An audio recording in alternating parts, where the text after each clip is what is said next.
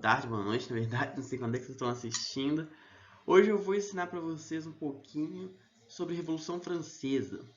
Essa revolução que marcou o início da Idade Contemporânea, porque antes era conhecido, né? A história é dividida em fases. A fase anterior à Revolução Francesa é conhecida como Idade Moderna, que é a fase do absolutismo, do antigo regime. E depois da Revolução Francesa é conhecida como Idade Contemporânea. Começa uma nova época na história, uma novidade. Bom, uma gravura que representa bastante, que costuma, na verdade, aparecer em muitos lugares quando você pesquisa a Revolução Francesa, é essa aqui que eu coloquei à direita de vocês, que eu coloquei um X vermelho, porque na verdade ela não foi pintada na época da Revolução Francesa. Ela representa, na verdade, a Revolução de Julho de 1830, que é tida como uma...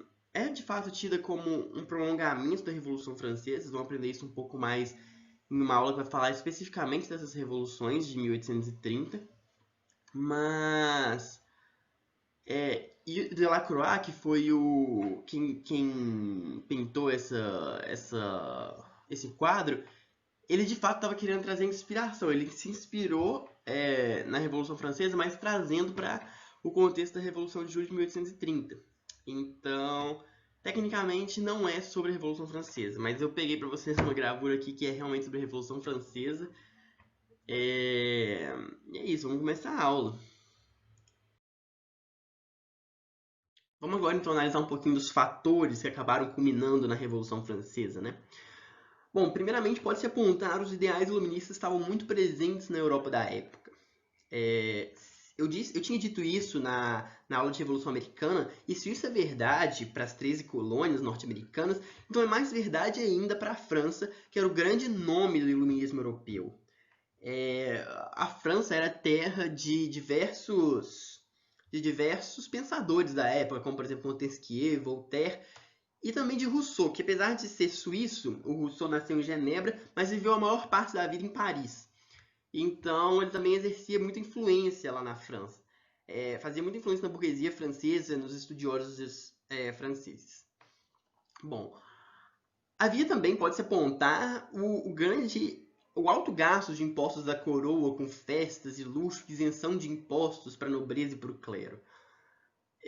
Porque vale ressaltar que isso em meio a uma crise econômica. E vale ressaltar que a sociedade francesa era dividida em estamentos. O primeiro estado era o clero, o segundo estado era a nobreza e o terceiro estado era todo o restante da população. Né? 98% da população estava no terceiro estado, que era composto por alta burguesia, baixa burguesia, camponeses, trabalhadores urbanos. Bom, lembra que eu tinha falado que a França estava vivendo uma grave crise econômica? Então, isso em parte porque ela participou da Guerra dos Sete Anos, que ela saiu como perdedora contra a Inglaterra, como eu tinha dito na aula de Revolução Americana, e também, como eu disse na aula de Revolução Americana, ela ajudou os Estados Unidos no processo de independência, buscando enfraquecer a Inglaterra, a coroa inglesa. Só que isso trouxe muitas dívidas para ela, né? Obviamente, ela ofereceu soldados, forneceu suprimentos, e isso acabou trazendo uma grande crise econômica para ela. E não só isso, esse fator independência dos Estados Unidos ainda teve um plus, né? Ainda teve um bônus, que as pessoas que foram lutar nos Estados Unidos, os franceses que foram lutar nos Estados Unidos, foram lá lutar pela liberdade contra a coroa britânica, mas eles voltam para casa em um país onde os governantes onde o governante, né, o Luís XVI, tem poder absoluto. Isso é muito irônico, para dizer o mínimo. As pessoas ficam revoltadas que elas estavam indo nos Estados Unidos lutar pela nova liberdade, pela liberdade, né?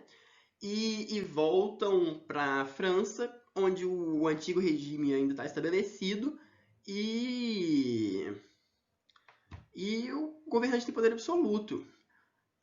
Além disso, aliado a tudo isso, aí não é culpa do governo, né? Mas aconteceu.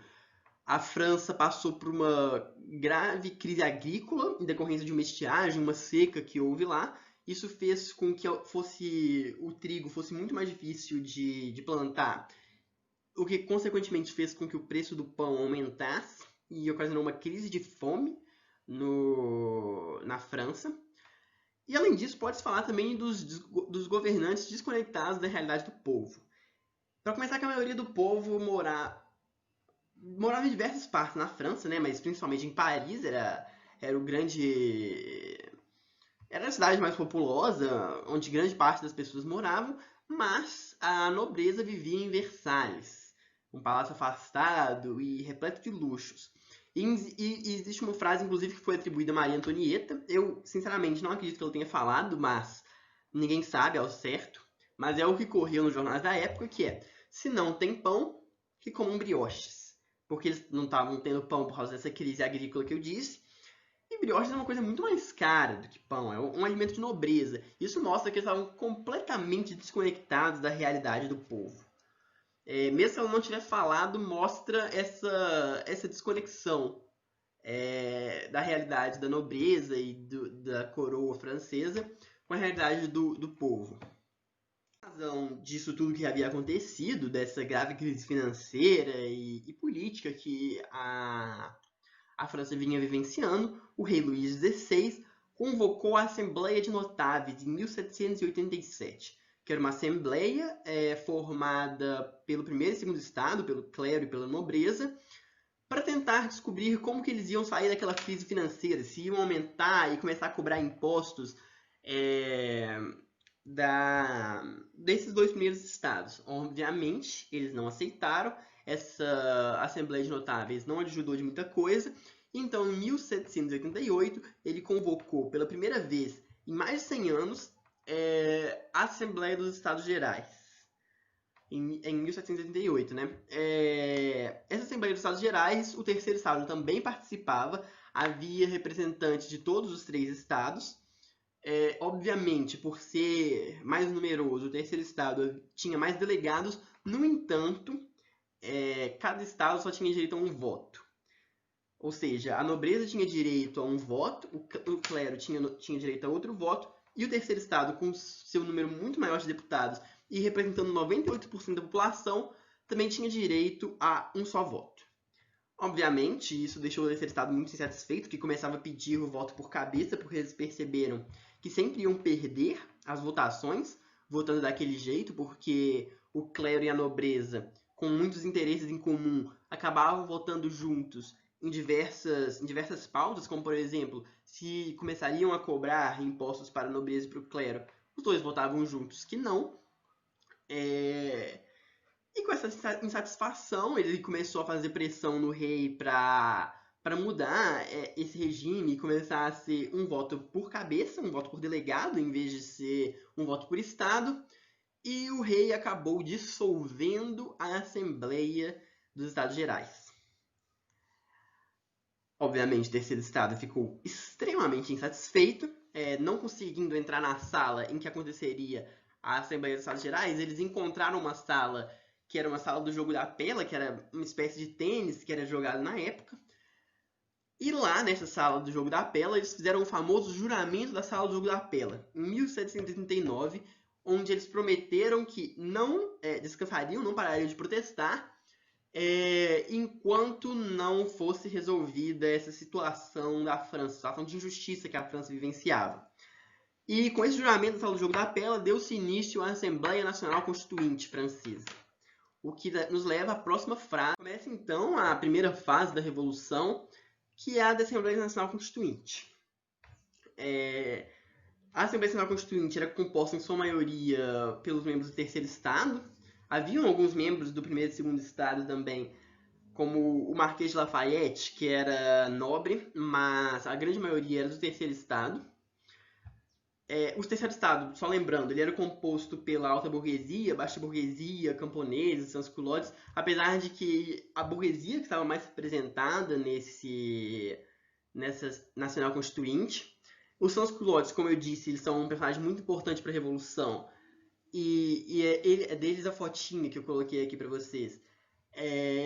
Eles receberam esse nome, eles eram trabalhadores urbanos que lutaram pela Revolução e receberam esse nome como uma alusão ao fato de não usarem roupas chiques.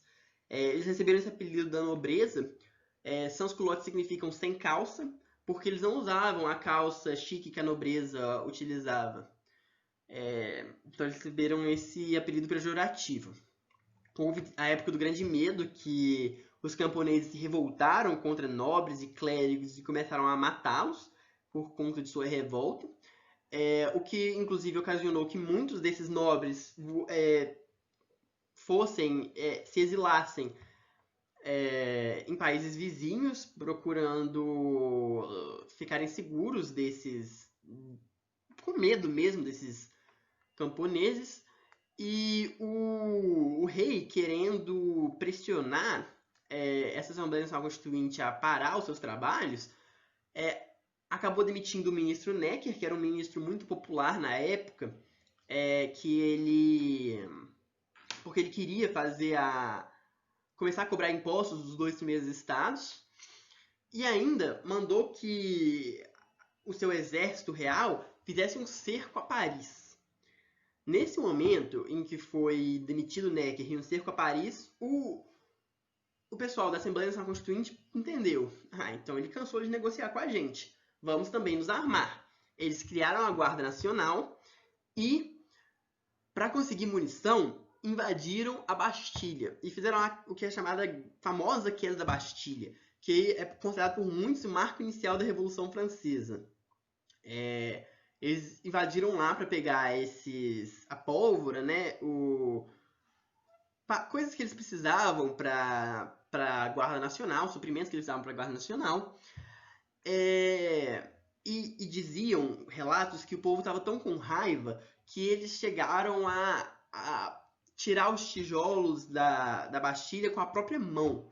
A Bastilha era um símbolo do poder real, poder do absolutista, porque ela era uma prisão que nem era mais usada, mas era antigamente uma prisão política em que ficavam presos as pessoas que iam contra o rei, né?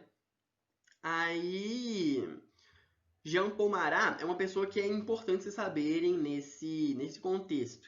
Ele tinha um jornal que chamava Amigo do Povo, que era um jornal muito pró-revolução e que ficava incitando as pessoas a se rebelarem. O povo, então, estava tão revoltado, incendiado mesmo, que eles marcharam para Versalhes em dezenas de milhares e fizeram o rei se mudar para Paris. Falaram, eles acreditavam que o rei não estava resolvendo os problemas da França, não estava conseguindo resolver os problemas da França porque ele estava muito longe da população. Então eles falaram, você não vai mais cair em Versalhes com seu luxo e tudo. Agora você vai mudar para Paris. Você vai governar de Paris para ficar perto dos seus súditos e ver os problemas da França. A Assembleia Nacional Constituinte também fez essa declaração dos direitos do homem e do cidadão também, que ficou muito famosa. Quem ajudou, inclusive, a redigir ela foi Thomas Jefferson, que foi também um autor da Declaração de Independência dos Estados Unidos. Ele era norte-americano. Ele estava na França nessa época e ajudou a redigir a Declaração dos Direitos do Homem e do Cidadão. E é uma declaração que estabelecia quais rumos a Revolução queria tomar a partir dali. Que era uma declaração liberal, iluminista, que defendia a propriedade privada, liberdades individuais, direito de resistir à tirania e à opressão. Então, estabelecia direitos que a Revolução gostaria de resguardar. E, além disso, também, nessa época, foi redigida a Constituição Civil do Clero, que proclamava a laicização do Estado. Então, começa a segunda fase da Revolução Francesa, que é a fase de monarquia constitucional, com a aprovação da primeira Constituição Francesa em 1791. Aí o que acontece? O rei, ele continuaria sendo o rei da França, mas ele perderia muito dos seus poderes, porque agora a França passaria a ser uma monarquia parlamentarista. O parlamento teria muitos poderes na França. A Assembleia Legislativa Francesa, né? E essa Assembleia Legislativa Francesa, inclusive, foi por causa dela que foi cunhado os termos direita e esquerda como nós conhecemos hoje.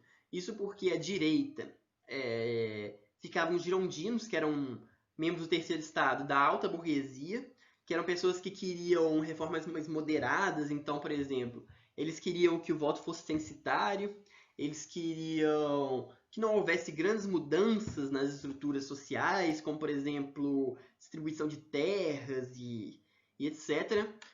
Eles gostariam que o rei também continuasse sendo rei, eles gostariam que o regime monárquico fosse mantido, apesar de existir agora uma Assembleia Legislativa Francesa que diminui muito os poderes de Luís XVI.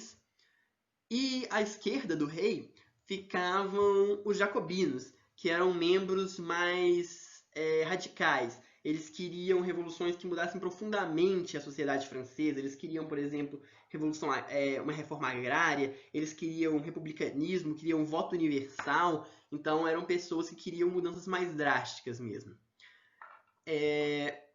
O Luís XVI ele foi mantido, como eu disse, no poder, né, só que subordinado à Constituição. O voto acabou que os girondinos prevaleceram nessa fase e conseguiram que o voto fosse censitário. Então, para se votar nessa época, era necessário comprovar que você tinha uma certa renda. E o Estado seria para ser governado desse modo se não houvesse uma conspiração de Luís XVI com a monarquia austríaca, né? Luís XVI, a sua esposa, Maria Antonieta, ela tinha fortes relações com... Ela era austríaca e ela tinha fortes relações com a coroa austríaca. E o Luís XVI ele tentou fugir, junto com a Maria Antonieta, para o país vizinho, para a Áustria. Na verdade, não sei se é vizinho, mas tentaram fugir para a Áustria. E no meio do caminho, quase... Já tinham passado muito de país, mas no meio do caminho eles foram interceptados e Luís XVI foi preso e acusado de traição.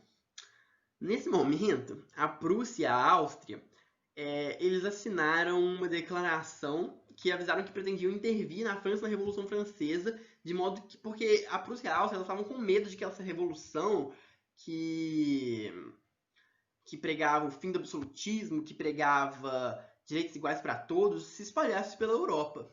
E, inclusive, um duque da Prússia, ele escreveu uma carta falando que se matassem o rei, ele queimaria Paris. Ele tinha com essa carta a intenção que os habitantes franceses ficassem com medo disso e que pensassem duas vezes antes de fazer uma revolução, mas teve um efeito justamente contrário. Os habitantes franceses perceberam que sim, o Luís XVI estava de conluio com a monarquia austríaca e prussiana. A Prússia e a Áustria, inclusive, entraram em guerra com a França nessa época. Os revolucionários venceram e um tempo depois o rei vai ser morto, condenado por autotraição. E assim vamos começar a terceira fase, que é a Convenção Nacional. Porque é instalada uma república com um rei preso, acusado de traição, né, como eu disse, por conspirar com a Áustria e com a Prússia. E em 1793, ele e a Maria Antonieta, não ao mesmo tempo, mas eles foram mortos. Uma coisa interessante de se falar sobre a maneira como eles foram mortos, que foi a guilhotina, que era uma invenção nova, é que até isso fazia parte do ideal francês, o ideal da Revolução Francesa. Porque eles acreditavam que qualquer um que fosse condenado à morte deveria ser condenado à morte da mesma maneira. Não haveria diferenças de tratamento nem na hora de morrer. Porque o rei vai morrer da mesma maneira que um camponês, por exemplo. Todos os que... E aí eu vou falar um pouco para vocês que muitos camponeses, muita gente a favor da revolução até, muitas pessoas sem ser o rei vai acabar morrendo na guilhotina, mas a guilhotina, ela teoricamente servia para realmente igualizar as maneiras de morrer. Tanto o rei quanto o camponês morriam da mesma forma, que inclusive era considerado uma morte meio que sem dor. Uma morte rápida e sem dor. Que chegava, decapitava a cabeça e pronto, acabou. Acontece que em 1793, isso depois do Luís XVI já ter sido decapitado, quem decapitou eles inclusive foi os girondinos, mas os jacobinos eles assumem o poder em 1793 e é nesse momento que a revolução se radicaliza. Eles estabelecem uma nova constituição para a França, uma Constituição que prega o voto universal, ou seja, não precisa mais comprovar renda, todo mundo vota.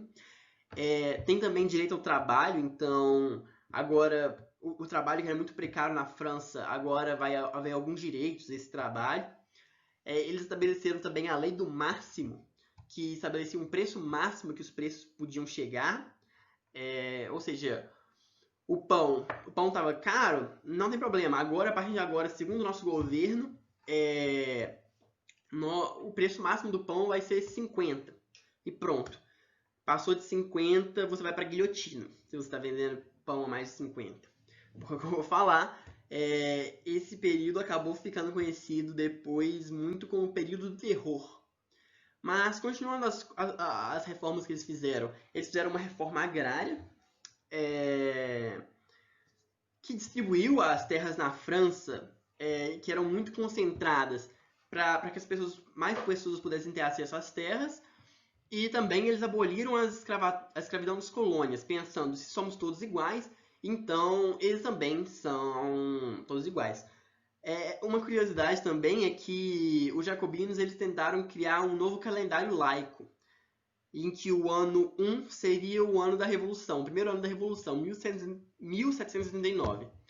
Mas isso não vingou muito. Houve então o conhecido período do terror, como eu tinha dito, por Maximilien Robespierre, que era o líder dos jacobinos nessa época. Ele acreditava que podia fazer de tudo em nome da revolução. E aí começou a ficar de fato paranoico com tudo que estava acontecendo, se as pessoas estavam conspirando contra ele, querendo parar a revolução. Então ele acabava mandando dezenas de pessoas todos os dias serem decapitadas pela guilhotina. No final, ele mesmo acabou ele próprio sendo guilhotinado e deposto, e então começa a nova fase da Revolução Francesa. Essa nova e última fase da Revolução Francesa, conhecida como Diretório, que é uma retomada de poder pelos girondinos, foi um governo até bastante estável. Eles estabeleceram de novo voto censitário, se precisava comprovar uma renda para poder votar. Ele foi um governo bem voltado para as aspirações da burguesia, então, voltando atrás com várias das medidas que os jacobinos tinham tomado, que eram medidas muito voltadas para as classes mais baixas, né, os trabalhadores urbanos e os camponeses. Houve, de fato, na época, um movimento igualitário que era chamado de Conspiração dos Iguais, que é conhecido, inclusive, como o primeiro movimento de cunho socialista, que pediam, inclusive, o fim da propriedade privada, entre outras demandas, mas eles acabaram sendo contidos até que, até que o Napoleão dá um golpe nesse diretório, assume o poder, que é conhecido como golpe 18 de Brumário, inclusive, e assim acaba a Revolução Francesa, com Napoleão assumindo. Então a gente pode analisar um pouquinho as repercussões que essa Revolução Francesa trouxe. Primeiramente, os ideais iluministas eles ganham muita força. Os ideais iluministas eles vão se espalhar pela Europa e vão servir de inspiração, não só pela Europa, pelo mundo todo. Vão servir de inspiração por todo mundo. As ideias iluministas como republicanismo, divisão de poderes, direitos individuais, que eu coloquei aqui, liberdade de expressão, tudo isso vai ganhar muita força nessa época. O Napoleão assume o poder da França com um plano expansionista. O governo dele vai ter profundos impactos na geopolítica europeia, mas isso a gente vai falar na aula de Napoleão, então fiquem ligados aí. Ele vai servir de exemplo para diversas outras revoluções depois dela. Eu coloquei aqui, por exemplo, a Conjuração Baiana, que até no Brasil ele teve grandes repercussões, né? A Conjuração Baiana foi muito inspirada na Revolução Francesa e é considerado o marco inicial da Idade Contemporânea, justamente por causa de todas as repercussões que houve na Revolução Francesa. Inclusive, eu recomendo vocês, para entenderem melhor o conteúdo dessa aula, darem uma olhada nas aulas do professor Marcos Paula sobre o iluminismo e na minha aula sobre Revolução Americana, porque ajuda a entender um pouco os antecedentes, e na aula sobre Napoleão também, porque aí vocês vão entender como é que a coisa se desdobrou daqui. Muito obrigado, por hoje nós ficamos aqui.